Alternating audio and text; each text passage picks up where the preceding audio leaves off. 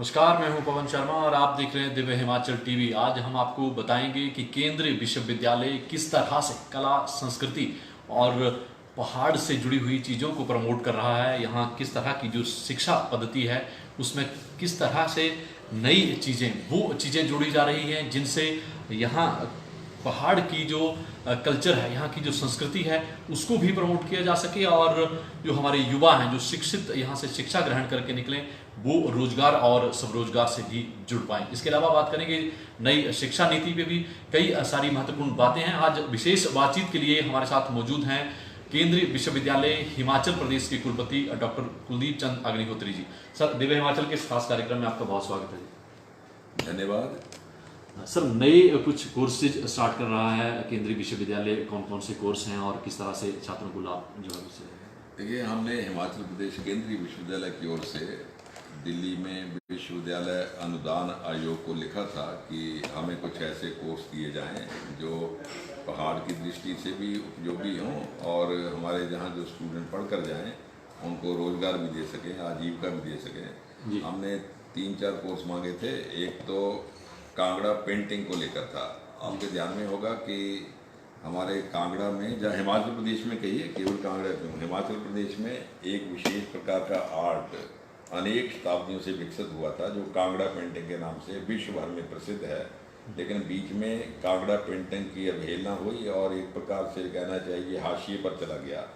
और हमारी इच्छा थी कि इसको दोबारा रीइंस्टेट किया जाए और इसको दोबारा इसकी महत्ता प्रतिस्थापित की जाए और इस पेंटिंग में हमारी युवा पीढ़ी जो है, जिनकी रुचि है, इसमें सारे तो नहीं कहते, जिनकी रुचि है वो इसमें प्रशिक्षण हासिल करें।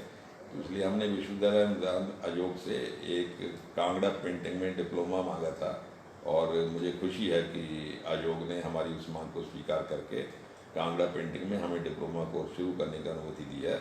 वैसे मोटे तौर पर हिमाचल प्रदेश में फाइन आर्ट्स के प्रसार के लिए विभाग ने पिछले साल डिपार्टमेंट ऑफ फाइन आर्ट्स से शुरू किया था, परफॉर्मिंग आर्ट्स के अंतर्गत, और उसमें हम स्कल्पचर में और पेंटिंग में डिग्री देते हैं और उसमें मास्टर डिग्री भी शुरू की है। अब ये डिप्लोमा जो कांगड़ा पेंटिंग में है, जो एक प्रकार से उसी एफर्ट्स को आगे बढ़ाने वाला है और मुझे लगता है कि इससे हमारा ये विश्वविद्यालय जो है ये एक केंद्र बन जाएगा कांगड़ा पेंटिंग को प्रमोट करने का। देखिए, इसमें मैं और एक बात ऐड करना चाहूँगा। जो भारत की फाइन आर्ट्स की पुरानी परंपरा है, जिसमें बंगाल स्कूल ऑफ आर्ट है, मधुबनी आर्ट है, कांगड़ा आर्ट है और हमारे पड़ोस में जो जम्मू कश्मीर में बसोली आर्ट है, इस प्रकार आर्ट के अनेक स्कूल पूरे देश भर में फैले हुए हैं। लेकिन प्रोग्रेसिव आर्ट के नाम पर जो एक आंदोलन चला, उसने इस परंपरागत आर्ट को हाशिए पर रखा और पाश्चात्य आर्ट को बहुत प्रमोट किया। और मैं समझता हूँ हमारा जो प्रयास है ये परंपरागत आर्ट को और उसको आधुनिकता के साथ जोड़कर प्रमोट करने का प्रयास करेगा। सर, इसके अलावा भी पत्रकारिता, पर्यटन सहित विभिन्न विभागों में कुछ नए कोर्सेज जो वो शुरू हो रहे हैं, कौन कौन से कोर्स? देखिए, पत्रकारिता का जहाँ तक सवाल है, मैं देख रहा हूँ पिछले लगभग 3-4 दशकों से हिमाचल प्रदेश भी पत्रकारिता का बहुत बड़ा हब बनता जा रहा है। उससे पहले हमारे इस पूरे क्षेत्र में देखिए, जालंधर जो था वो पत्रकारिता का बहुत बड़ा सेंटर था और जम्मू कश्मीर में भी जितने अखबार जाते थे वो सारे जालंधर के ही अखबार थे और हिमाचल प्रदेश में भी लगभग 100% जो अखबार आते थे जालंधर के थे। और हरियाणा तक में, जो पंजाब, हरियाणा, हिमाचल, जो तीनों, इनके पत्रकारिता का केंद्र जालंधर ही था। लेकिन पिछले मैं 3-4 दशकों से देख रहा हूँ कि हिमाचल प्रदेश में भी कई अखबार छपने शुरू हुए हैं। दिव्य हिमाचल है और दूसरे भी कई अखबार हैं और जो बाहर के अखबार हैं, जो राष्ट्रीय अखबार हैं, उनके संस्करण हिमाचल में छपने शुरू हुए हैं। इसी प्रकार कुछ अंग्रेजी अखबारों के हिमाचल संस्करण भी छपने शुरू हुए हैं। तो हिमाचल पत्रकारिता का बहुत बड़ा एक केंद्र बनता जा रहा है। तो हमारे मन में था कि हमारे हिमाचल प्रदेश के पत्रकार जो हैं, जो जिनकी पत्रकारिता में रुचि है, उनको पत्रकारिता पढ़ाने के लिए, प्रशिक्षण देने के लिए, व्यवहार प्रशिक्षण देने के लिए डिपार्टमेंट खोला जाए। वैसे हमारी यूनिवर्सिटी में पत्रकारिता डिपार्टमेंट है, न्यू मीडिया का डिपार्टमेंट भी है, लेकिन दीनदयाल उपाध्याय कौशल केंद्र के अंतर्गत हमने बीवॉक के नाम से एक पत्रकारिता में कोर्स शुरू किया था, डिग्री कोर्स 3 साल का। तो उसमें पत्रकारों को थ्योरेटिकल एस्पेक्ट का इतना जोर नहीं, प्रैक्टिकल एस्पेक्ट पर उसको पढ़ाया जाए और ट्रेनिंग दी जाती थी। अब उसी परंपरा में बी बॉक को आगे बढ़ाकर एम बॉक तक हम लेकर गए हैं और अनुदान आयोग ने हमें, यूनिवर्सिटी अनुदान आयोग ने उसकी परमिशन दी है। इसी प्रकार ये जो फाइनेंस का है, देखिए फाइनेंस का एक एस्पेक्ट तो थ्योरेटिकल है ही, चलिए उसमें भी आदमी को ध्यान करना चाहिए, लेकिन जैसे जैसे बिजनेस बढ़ रहा है हिमाचल प्रदेश में भी और शहरीकरण हो रहा है, उसमें बिजनेस भी बढ़ रहा है, तो बिजनेस का हिसाब किताब रखने के लिए प्रशिक्षित युवाओं की जरूरत है जो आधुनिक ढंग से हिसाब किताब रख सके। तो इसलिए हमने फाइनेंस में बी बॉक शुरू किया हुआ था और उसको अब फिर हमने एम बॉक तक प्रमोट किया है विश्वविद्यालय अनुदान आयोग की सहायता से। मुझे लगता है इससे हिमाचल प्रदेश के युवाओं को रोजगार के लिए अपनी प्रतिभा दिखाने का अवसर मिलेगा। एक हमने और प्रयास किया है हिमाचल प्रदेश केंद्रीय विश्वविद्यालय की ओर से, हमने हिमाचल प्रदेश सरकार का जो स्किल डेवलपमेंट का काम देख रहे हैं उनको हमने लिखा है कि हमें भी कुछ कोर्स ऐसे दीजिए ताकि हम हिमाचल के युवाओं को उसमें प्रशिक्षित कर सकें। मुझे लगता है उसका भी हमें अनुमोदन प्राप्त हो जाएगा। सर पर्यटन में भी कुछ काम? हाँ, एक डिप्लोमा, हाँ जी आपने अच्छा भाई ध्यान में दिलाया। हमारे यहाँ टूरिज्म डिपार्टमेंट तो ऑलरेडी है ही, वो MBA की डिग्री देता है, लेकिन हिमाचल प्रदेश में देखिए पर्यटन के हिसाब से मुझे लगता है कि पूरे हिमालयी क्षेत्र, वैसे तो पूरा हिमालयी क्षेत्र पर्यटन के हिसाब से बहुत ही फर्टाइल है कहना चाहिए, लेकिन हिमाचल का इसलिए मैं जिक्र करता हूँ कि हिमाचल में लाखों की संख्या में पर्यटन पंजाब से, हरियाणा से और अब तो जम्मू कश्मीर से भी बहुत बड़ी संख्या में, खास करके जम्मू साइड से आने शुरू हुए हैं, जिसको हम तीर्थ पर्यटन कह सकते हैं। और कुछ स्थान हमारे ऐतिहासिक दृष्टि से प्रसिद्ध हैं, कुछ प्राकृतिक सुंदरता के लिए प्रसिद्ध हैं। तो हिमाचल में पर्यटन की दृष्टि से अग्रणी राज्य बनने की पूरी संभावनाएं छिपी हुई हैं। तीर्थ पर्यटन के क्षेत्र में तो काफ़ी प्रगति भी हुई है, इसलिए हमारे मन में था कि एक ऐसा कोर्स शुरू किया जाए जिसको टूरिस्ट गाइड के तौर पर युवा उसको अपना सकें। क्योंकि भाई जब बाहर से व्यक्ति कोई हमारे प्रदेश में देखने के लिए आता है तो कुछ प्रशिक्षित लोग ऐसे हों जो उस स्थान के इतिहास के बारे में, उस स्थान की महत्ता के बारे में, संस्कृति के बारे में बता सकें। लेकिन ऐसा अभी तक जहाँ कोई इस प्रकार का टूरिस्ट गाइड का डिप्लोमा नहीं था। अब हमें जो डिप्लोमा मिला है हम उसका पाठ्यक्रम तैयार करके खास करके ज़्यादा प्रैक्टिकल दृष्टि से उसको शुरू करेंगे टूरिस्ट गाइड के नाते। सर आप शिक्षाविद भी हैं और आपका लंबा अनुभव है शिक्षा के क्षेत्र में काम करने का। दिल्ली से लेकर हिमाचल तक आपका विभिन्न राज्यों में लगातार शिक्षा को लेकर कई विषयों पर बात होती थी। नई शिक्षा पॉलिसी जो है वो केंद्र की ओर से लागू कीजिए, किस तरह से देखते हैं सर? कितना प्रभाव जो है वो रहेगा, कितना लाभ जो है वो आने वाले समय में छात्रों को मिलेगा? देखिए दो बातें हैं, मैं शुरू से भाई कहता रहा हूँ कि हमें शिक्षा को भारतीय परंपराओं और ज्ञान विज्ञान से जोड़ना पड़ेगा।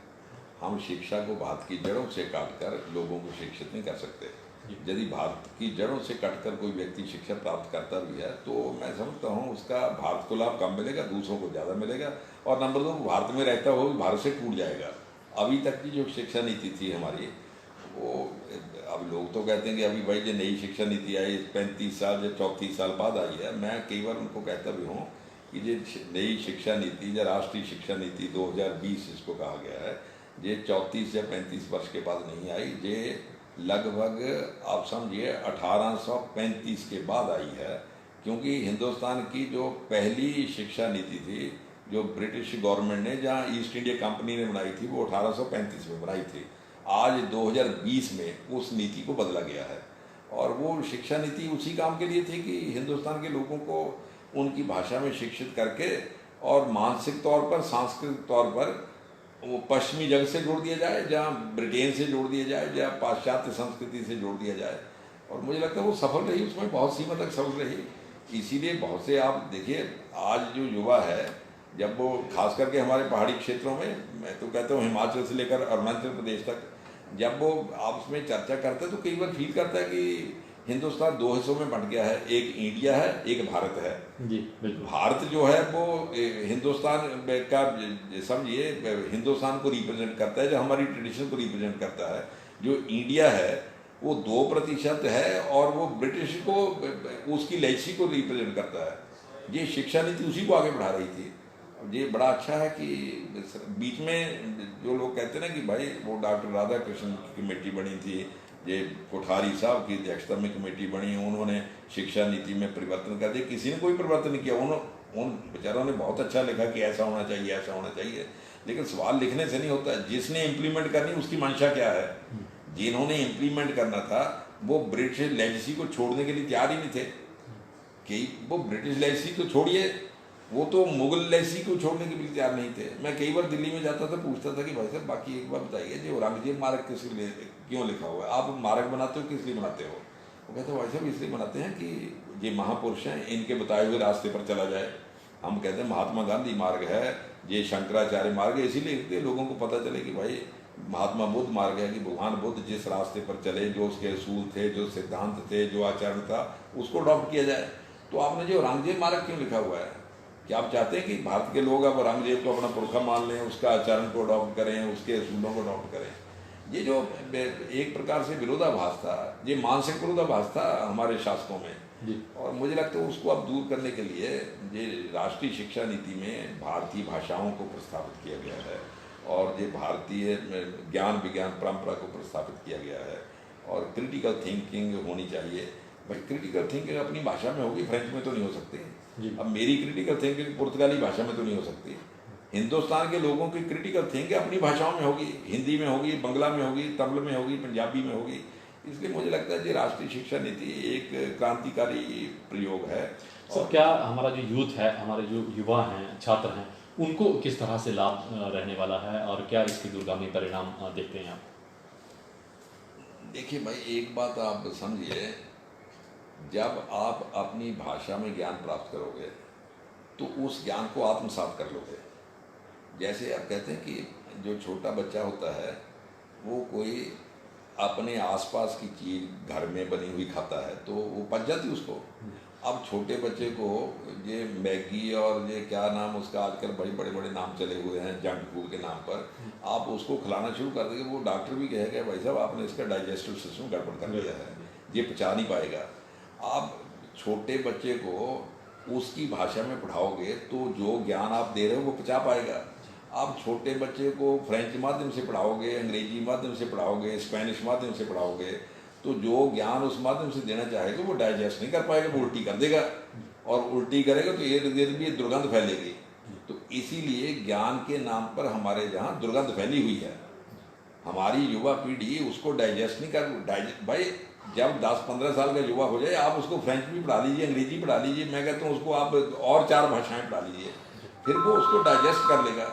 आप उसको छोटी उम्र में वो खाने को दे रहे हो जो उसका मैदा बिगाड़ देगा, उसका डाइजेस्टिव सिस्टम जो है उसको खराब कर देगा। इसलिए ये नई शिक्षा नीति में ये बहुत क्रांतिकारी प्रयोग है। अब मेरी चिंता केवल इतनी है कि इस प्रयोग को जिस लोगों ने इम्प्लीमेंट करना, हम टीचर ही हैं जिन्होंने इम्प्लीमेंट करना है, जिन लोगों ने इम्प्लीमेंट करना है वो लोग कितनी निष्ठा से इस इम्प्लीमेंटेशन में जुड़ते हैं। इसमें एक बात और ध्यान में रखनी चाहिए, क्योंकि नीति को समझने के लिए भाई मान लीजिए लोग हिंदी भाषा से, तमिल भाषा के, बंगला भाषा से, कश्मीरी भाषा के माध्यम से पढ़कर पहुँचते हैं। आगे जिन्होंने नौकरियां देनी हैं, यदि उन्होंने बाहर लिख कर लगाया होगा कि केवल इंटरव्यू अंग्रेजी में होगा, पेपर केवल अंग्रेजी में होगा, तो फिर मैं तमिल में क्यों पढ़ूंगा, फिर मैं कश्मीरी भाषा में क्यों पढ़ूंगा, फिर मैं पंजाबी भाषा में क्यों पढ़ूंगा, जब मुझे पता कि पेपर तुझे अंग्रेजी मिलेंगे। इसलिए वो जो ब्यूरोक्रेसी के बाहर ना, सचिवालय के बाहर जो स्टिकर लगा हुआ है कि साहब इस डेट को एग्ज़ाम है लेकिन एग्ज़ाम केवल अंग्रेजी में होगा, जहाँ अंग्रेजी का पेपर पास करना कंपल्सरी होगा, वो स्टिकर उखाड़ना पड़ेगा। जब वो स्टिकर उखड़ जाएगा तो फिर यदि मेरी अंग्रेजी पढ़ने में रुचि होगी तब तो मैं पढ़ूंगा। अभी मैं जो अंग्रेजी पढ़ रहा हूँ रुचि के कारण थोड़ा पढ़ रहा हूँ, मैं तो उस स्टिकर के कारण पढ़ रहा हूँ कि मुझे जब उस मोहल्ले में जाना नौकरी के लिए तो मोहल्ले वालों ने बाहर ही स्टिकर लगाया हुआ है। जैसे सेंटर थी, वो टीचर सेंटर भी नहीं थे। ये डिसीजन टीचर थोड़ा लेते हैं कि पेपर अंग्रेजी में होना चाहिए, ये डिसीजन तो वो देते हैं जिन्होंने नौकरी देनी है, नौकरी ब्यूरोक्रेट्स ने देनी है, तो वो डिसीजन ले रहे हैं। इसलिए अभी तक की जो शिक्षा नीति थी वो ब्यूरोक्रेटिक सेंटर थी, अब ये शिक्षा नीति टीचर एंड स्टूडेंट सेंटर का ही है, तो इसका लाभ होगा। मुझे लगता है इसको ईमानदारी से लागू किया जाए तो 15-20 सालों में हिंदुस्तान में क्रांतिकारी परिवर्तन हो जाएंगे। जी धन्यवाद सर। तो आपने देखा कि किस तरह से जो नई शिक्षा नीति है उसको लेकर बड़ी बेबाकी से बात की है। प्रोफेसर कुलदीप चंद अग्निहोत्री जी शिक्षाविद हैं और लंबा अनुभव है शिक्षा के क्षेत्र में।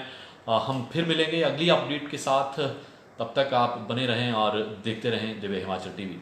अपने सहयोगी नरेंद्र कुमार के साथ पवन शर्मा, दिव्य हिमाचल, धर्मशाला।